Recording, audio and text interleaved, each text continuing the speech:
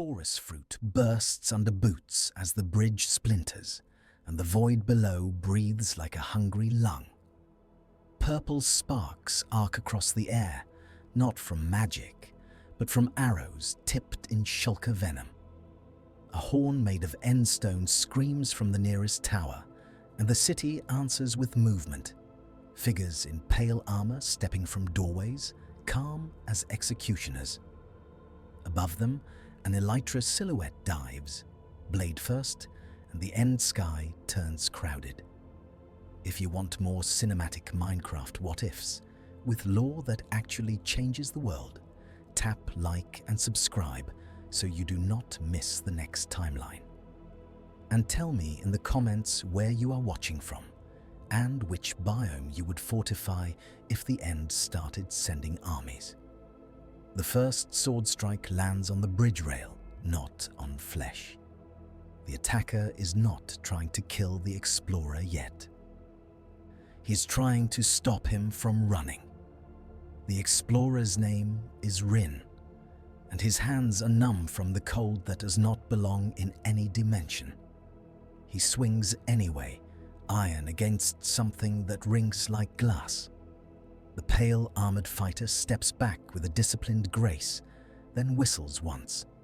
The city behind him wakes like a hive. Rin looks past the helmet slit and sees eyes that reflect starlight. Not Enderman eyes, human eyes. He had come for loot. He had come for a story to sell in the overworld, for a pair of wings to make the oceans smaller and the mountains laughable. He had expected silence, drifting towers and shulkers that fired in mindless loops. Instead, he has found a border. Two more figures appear, one carrying a shield painted with a cracked dragon, the other holding a crossbow whose string hums with enchantment. Their boots do not float when shulker bullets graze them. They have learned the rhythm of levitation and the cruel math of falling. "Drop the pearls," the leader says, voice muffled but steady. "Drop the map. Kneel." Rin's gaze flickers to the city's highest spire. Something moves along its lip, slow and heavy, like a watchman dragging a chain. A shulker, but not anchored to a wall. It is strapped to a platform, aimed like artillery. The horn screams again. The pale armored leader does not flinch. Rin kneels because the void is closer than pride. And in the overworld, far beneath an ocean where kelp forests sway like drowned banners, another horn answers. A deeper note carried through obsidian and ancient stone, vibrating in the ribs of a stronghold that should have been abandoned. The divergence began with a single choice, made long before Rin ever saw the end. In the age when the first strongholds were still clean, when the libraries smelled of fresh paper and not mildew, a faction calling itself the Cartographers of Dawn mapped the seams between dimensions. They were builders, not conquerors, and they believed the end was not a graveyard, but a frontier. Their leader, a woman named Sable, stood at the portal frame and watched their eyes of Ender ignite one by one like a row of green stars. Her second in command, Torrin, held a book of coordinates and a sword that had never tasted blood. "Once they go through," he said, meaning the first expedition, "they do not have to come back." Sable's answer was quiet. "Then they will build a reason to." The first expedition did not slay the dragon. They spoke to it, not with words, but with offerings and patience and the oldest language in Minecraft, blocks placed with intent. They built a ring of obsidian around the central island, not to imprison the dragon, but to mark it. They placed end crystals in a pattern that did not heal, but harmonized, coaxing the dragon into slow circles instead of rage. They learned the dragon's routes, its moods, the way it screamed when chased, and the way it softened when left alone.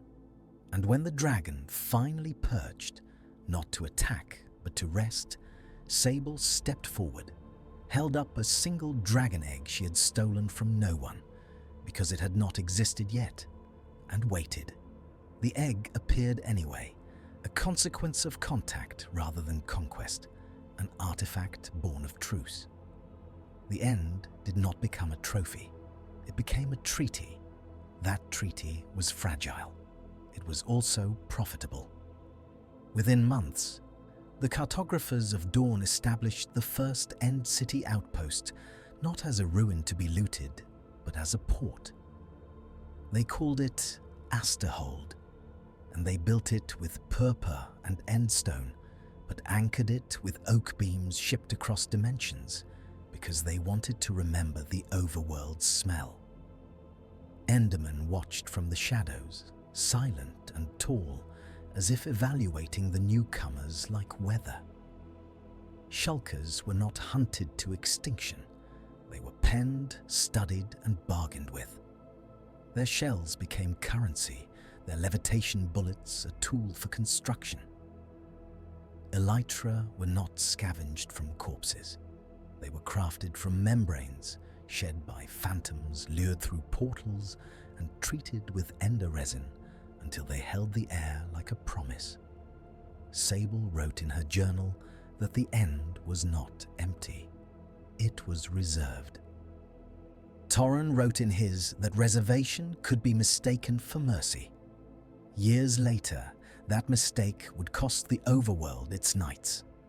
Rin is dragged through Asterhold's outer gate with his hands bound in chorus vine.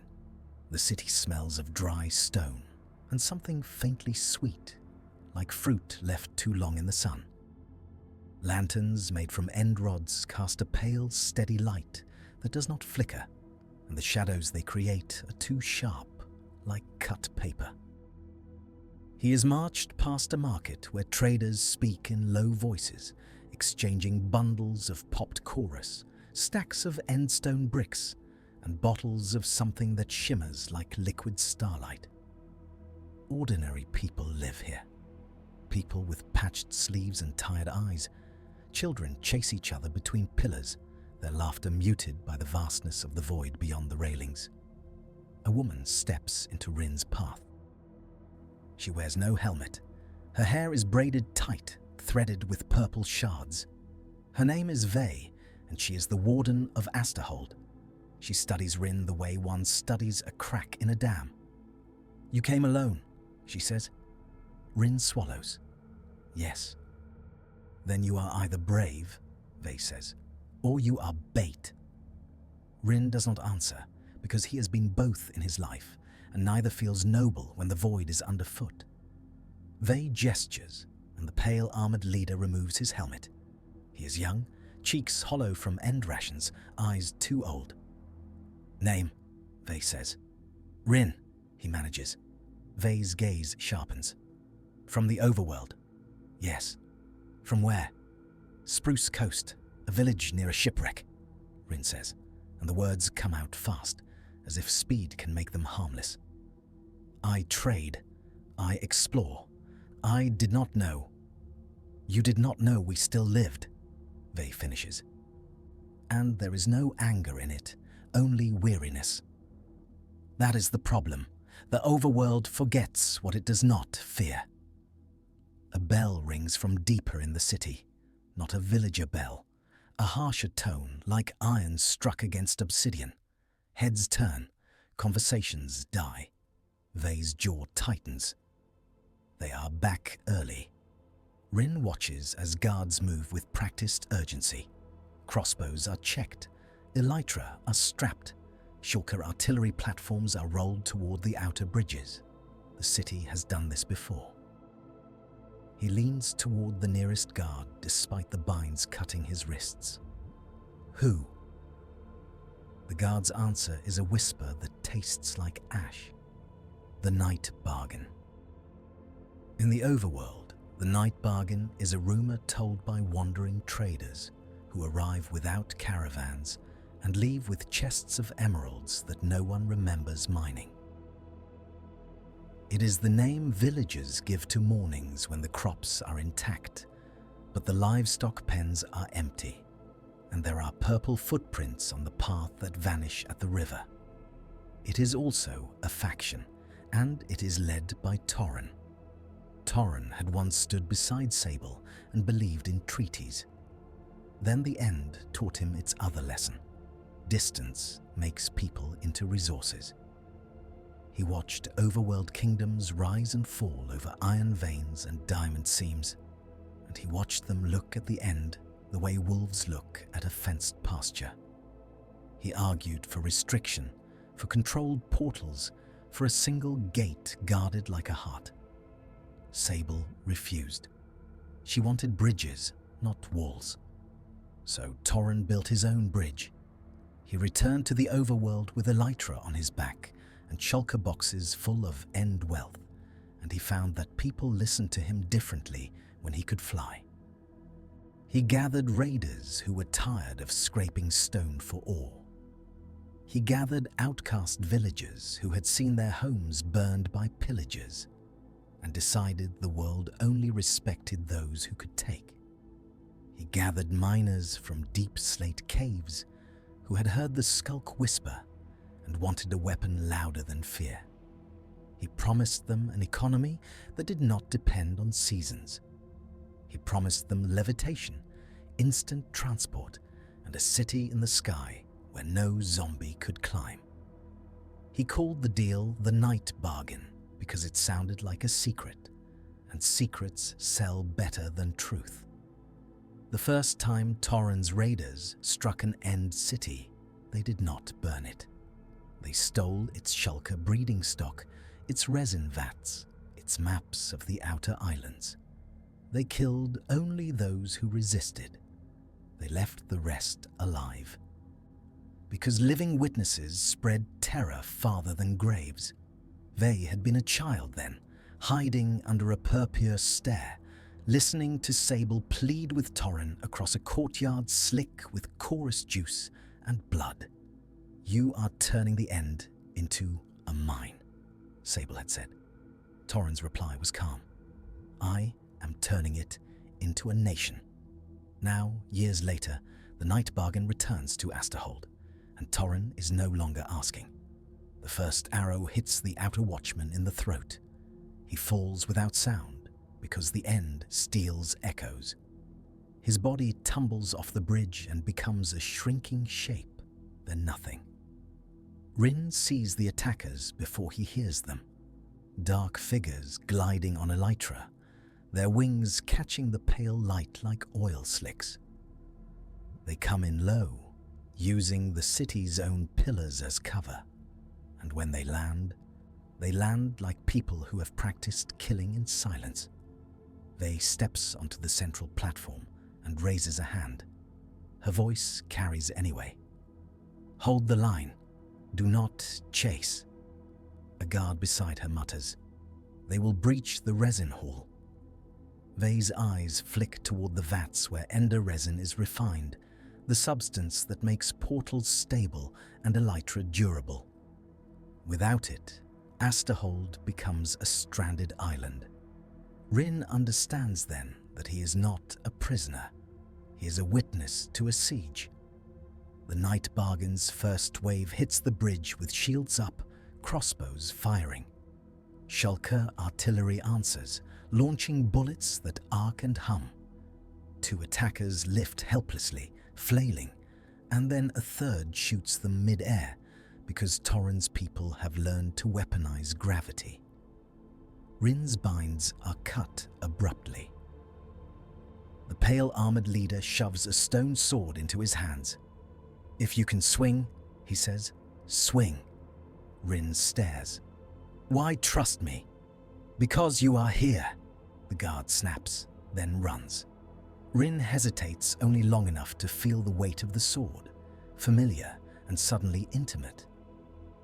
Then he moves toward the resin hall because survival is a language he speaks fluently. Across dimensions, in a snowy taiga where spruce trees stand like spears, a villager named Marrow locks his door and listens to the night. Marrow is a librarian, the kind who trades paper for emeralds and believes knowledge is a shield. He has never seen the end. He has only heard the rumors, floating cities, wings, a dragon that guards nothing. Tonight, the wind carries a new sound over the snow, a low thrum, a vibration that makes the lantern glass tremble. Marrow steps outside despite himself. The sky is clear, stars sharp. Then a purple slit opens above the village well, and for a heartbeat, the night looks like it has been cut with a blade. A figure drops through, lands lightly, and stands. Not an Enderman, a person in pale armor, holding a banner marked with a cracked dragon. Villagers gather, whispering. Marrow's hands shake around his book. The figure raises both palms, empty. "We are from Asterhold," she says, voice strained. "We need refuge, and we need you to listen." Marrow's fear is immediate, but so is his curiosity. He steps forward because librarians are built from questions. "What happened?" he asks. The woman's eyes flick to the portal tear which shivers like a wound. Torren happened. Back in Asterhold, the resin hall becomes a battlefield of slick floors and sharp corners. Vats bubble with shimmering liquid, and the air smells like lightning trapped in glass. Rin ducks behind a pillar as a crossbow bolt thuds into purpur where his head had been. He sees Vey fighting near the central vat, her blade moving in tight arcs. She does not waste motion. She fights like someone who has counted every loss. A night bargain raider rushes her with an axe. Vey sidesteps, hooks his ankle, and sends him sliding into a resin spill. The raider screams, not from pain, but from the way the resin clings, slowing him, making him heavy. A shulker bullet hits him, and he rises, resin dripping like molten stars, then falls into a vat and vanishes. Rin's stomach turns. He swings at a raider who comes too close, and the stone sword chips against enchanted armor. The raider laughs, then stops laughing when Rin headbutts him and shoves him into a row of end rods. Light explodes. The raider staggers and a guard finishes him. Microseconds of victory. Then the ceiling cracks. A chorus of impacts rattles the hall as something heavy lands above. The shulker artillery platform on the roof tilts, then collapses inward, spilling shulkers like living mines. Their shells snap open, and the room fills with humming projectiles. Levitation takes everyone. Rin rises, arms flailing, sword slipping from his fingers. Below him, the resin vats glow like hungry mouths. Around him, guards and raiders float together, suddenly equal in helplessness. Someone screams a name, someone prays, someone laughs, because panic can sound like joy. Vey's voice cuts through. "Grab the chains!" Chains hang from the ceiling beams, installed for lifting vats. Rin snatches one as a bullet grazes him, and the world stops spinning. He yanks himself down hand over hand, skin burning, and lands hard on a catwalk. Below, a raider floats toward a vat, eyes wide. He reaches for a chain and misses. He drops when levitation ends, and the splash is bright and final. Rin looks up through the broken roof and sees the attacker responsible. Torren himself, hovering on Elytra at the hall's edge, watching like a man inspecting a farm. Vey sees him too. Their eyes meet across distance and chaos. Torren raises a hand, almost in greeting. Then he points, and his archers fire at the resin vats. The first bolt hits, and the vat shatters. Ender resin erupts in a geyser that does not fall like liquid. It hangs in the air, shimmering, then begins to drift outward, seeping into cracks. Coating blocks, searching for portals like a scent. Vey's face goes pale. "Seal the gates," she whispers. But there are too many gates, too many bridges, too many ways resin can turn a city into a doorway. In the tiger village, Marrow listens as the Asterhold envoy explains in broken bursts.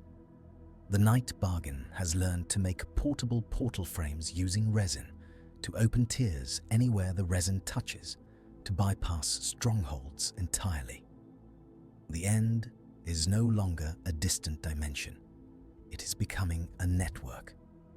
Marrow thinks of his village, of children chasing each other around the well. He thinks of pillagers, of raids, of the fragile peace built from walls and golems. He imagines Elytra shadows crossing the moon. "What do you want from us?" Marrow asks. The envoy, a woman named Irie, swallows. A choice. Help Asterhold hold the line, or prepare to live under Torrhen's sky. Marrow looks at the purple tear above the well. It flickers, unstable.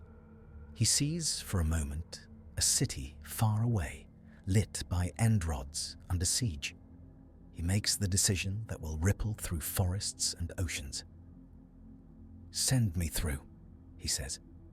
"If knowledge is a shield, then I will carry it." Asterhold's outer bridges burn with ender resin fire, a pale flame that consumes without smoke. Torrhen's raiders retreat in disciplined waves, not because they are losing, but because they have taken what they came for. A shattered vat's worth of resin, enough to seed portals across the overworld. Vey stands amid the ruin, breathing hard. Guards gather the wounded. The dead are wrapped in chorus cloth and laid near the edge, because there is no soil here for graves. Rin approaches, hands still sticky with resin. "You knew him," he says. Vey does not look away from the void. "Everyone here knew him. That is why this hurts." A messenger sprints up, helmet askew. "Warden, a portal tear opened in the tiger. They sent an envoy. A librarian is coming through." Vey's eyes narrow. "A librarian?" Rin almost laughs, then stops when he realizes how desperate that sounds. What will a librarian do? Vey finally looks at him. Her gaze is sharp enough to cut. "Tell the overworld the end is inhabited, and make them believe it. Because belief is the real resource Torrhen is mining. If the overworld believes the end is empty, it will be careless. If it believes the end is a threat, it will arm itself. If it believes the end is a nation, it will negotiate. Torrhen wants none of those. He wants the overworld to believe it is already too late." Days pass like slow falling sand. Resin tears begin appearing in the overworld, above deserts where husks wander, in jungles where parrots shriek, in mesas where abandoned mineshafts yawn. Night Bargain raiders strike fast, stealing emeralds, iron, villagers with useful trades. They leave banners of the cracked dragon pinned to doors. Pillagers, sensing chaos, ally with Torrhen for a cut of the spoils. Wandering traders vanish on roads that once felt safe. Even Endermen begin appearing more often in the overworld, not hostile, but restless, carrying blocks as if building something no one else can see. In Asterhold, Marrow arrives through a stabilized tear and immediately gags at the dry sweetness of chorus air. He clutches his book like a talisman. Vey meets him at the gate, and for a moment, the warden looks exhausted enough to be simply human. Marrow bows awkwardly. "I do not know how to fight." Vey gestures to the shattered resin hall. "Neither did we, once." They walk through the city, and Marrow's eyes drink in everything.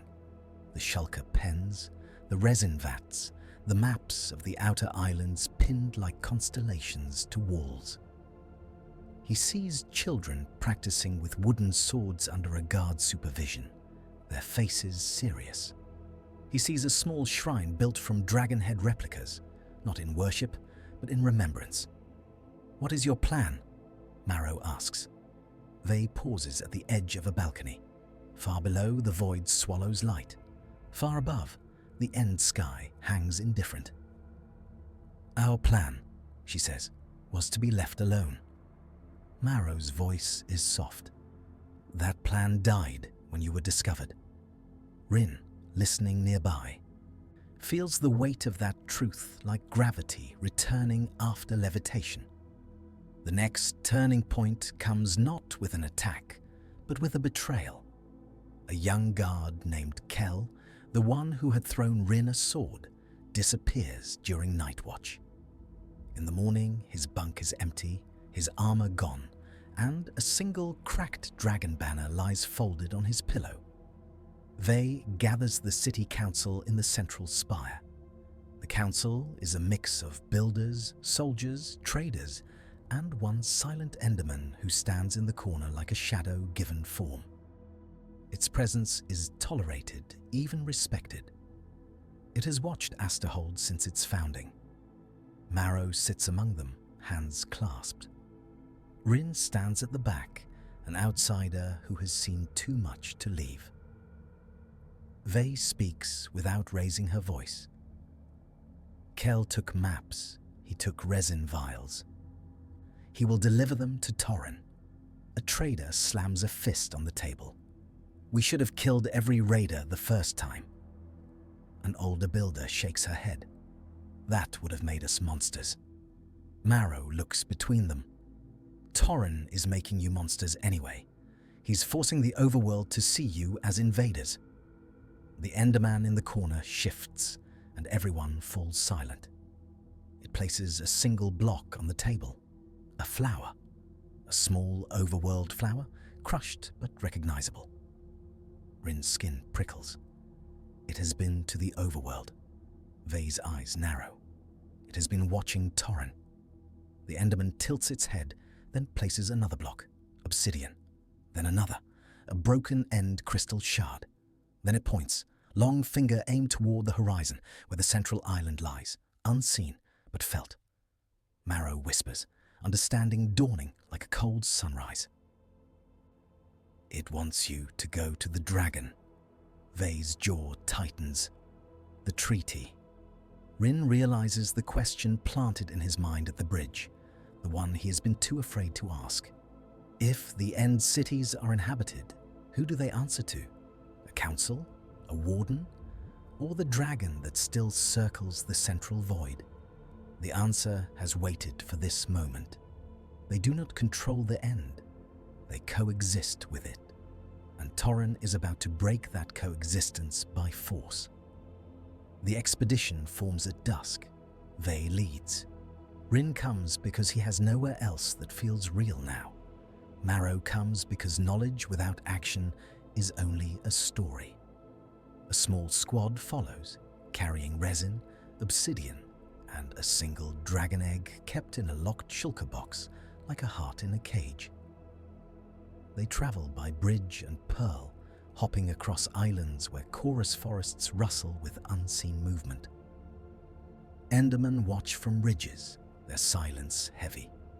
Shulkers snap open as they pass, but do not fire, as if recognizing the purpose in their stride.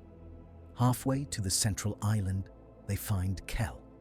He hangs suspended in mid-air over the void, held by a web of levitation bullets pinned into his armor like glowing nails. His eyes are wide, mouth open in a silent scream. A night bargain arrow protrudes from his back. Torren has punished him for failing or for knowing too much. Either way, the message is clear. Loyalty is temporary. Vey's face does not change, but her hands tremble as she pulls Kel to the bridge. He gasps once, then dies, and the end steals even that sound.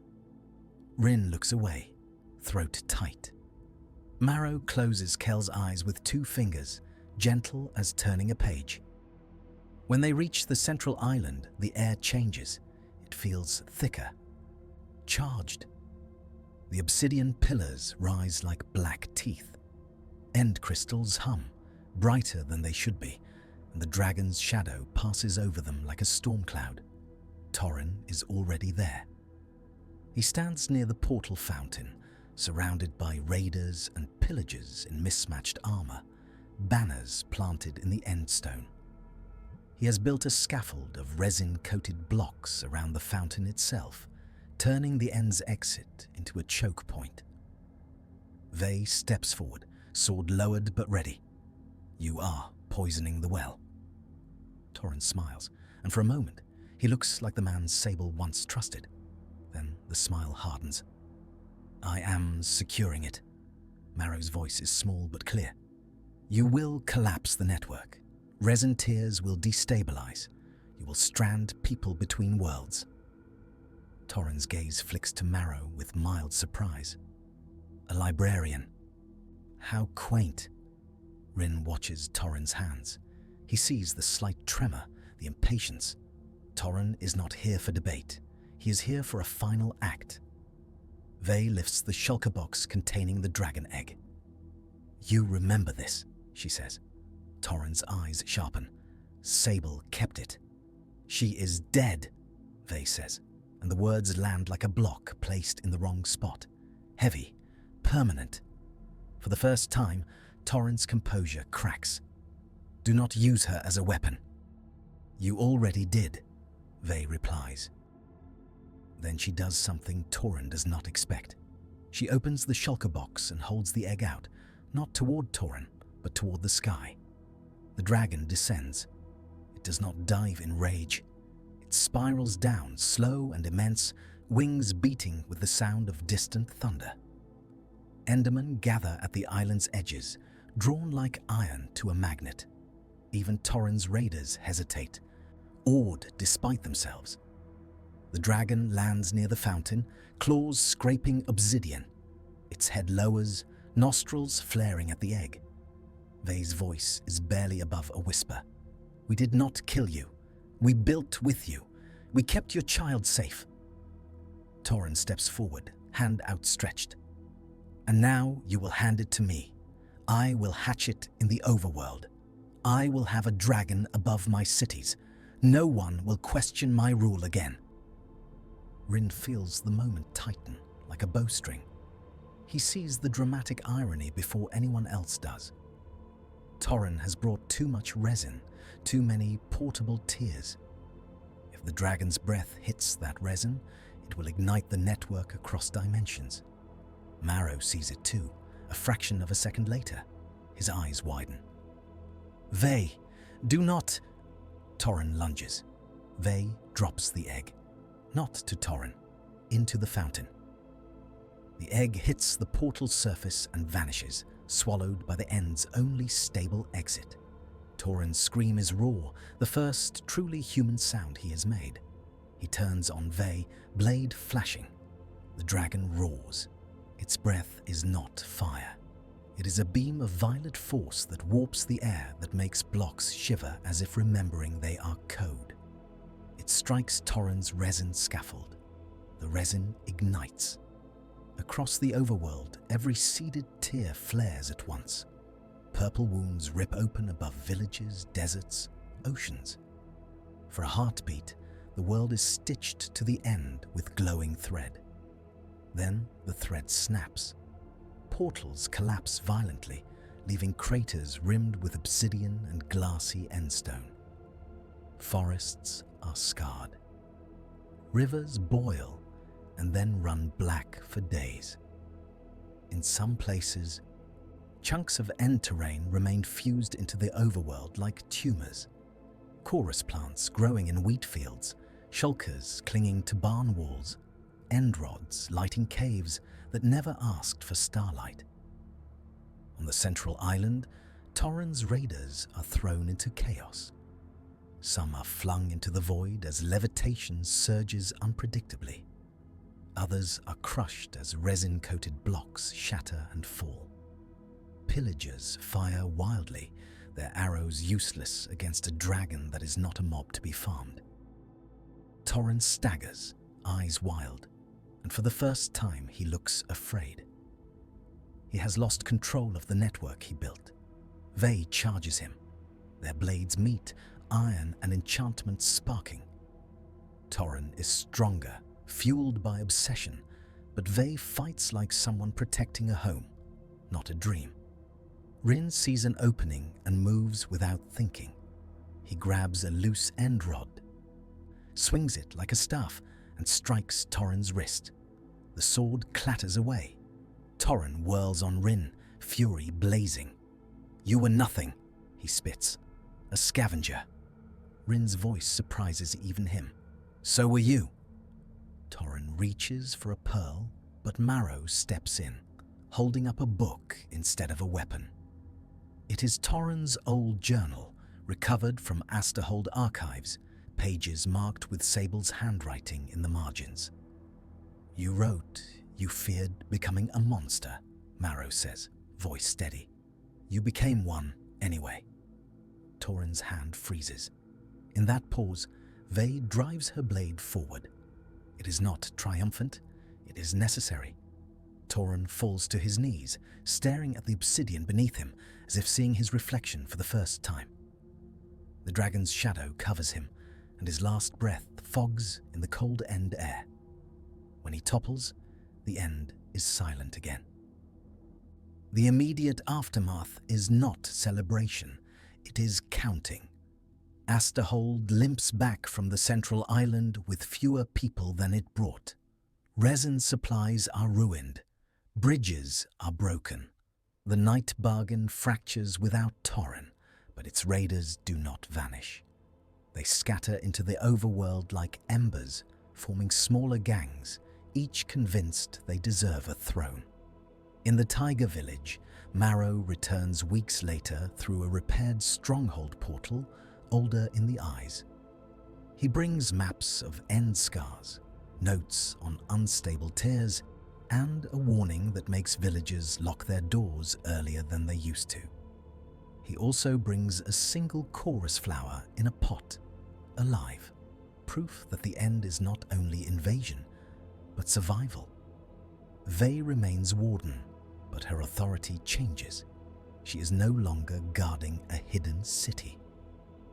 She is negotiating a border with a world that has finally noticed her.